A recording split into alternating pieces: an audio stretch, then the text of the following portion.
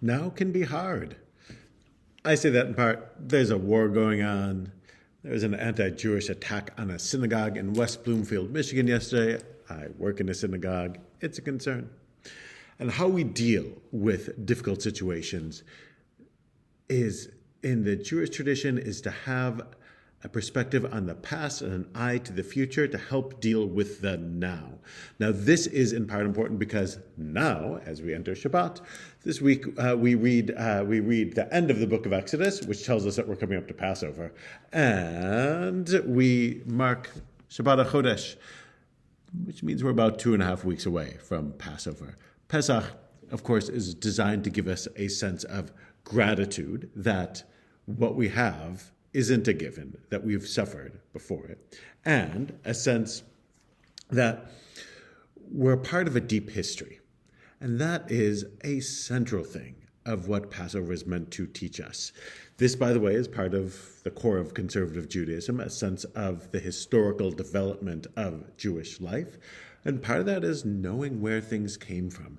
That is one of the things it's not supposed to be different from all other nights on Passover, that we have a sense of deep history, where we came from, which gives us a sense of where we are now and where we're going. But that is year-round. I say this in part because I listened to a lot of commentary on the war with Israel, with the United States and Iran this week, and a lot of it didn't have historical perspective. It seemed to be people who came to this issue maybe 2 weeks ago, maybe beginning of the Trump administration or the first Trump administration. There was no sense of the depth of what's been going on in that region of the world for decades, if not centuries. Without a deep historical perspective, it's hard to understand. The same is true with the anti-Semitic attack in Michigan yesterday.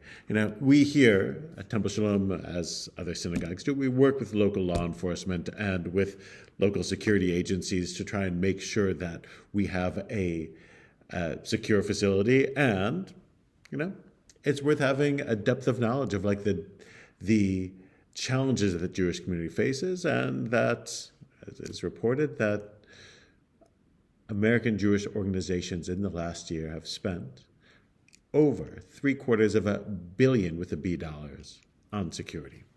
This is money better spent on education or to help reach out to those who are in need and help to feed people and help house people. And it's being spent on security because we live in a sick society where we have to spend money on security. Passover partly gives us a message that even in hard times, we can make it. We can prepare. We can know where we've come from. We can know the challenges we face. We can know what leads to those challenges.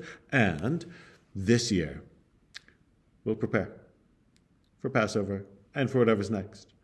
Part of how we do this is by getting a deep sense of the culture and the history that we're in. Inconvenience yourself to learn it and to participate in it, because now can be hard. But Passover teaches us that next year in Jerusalem,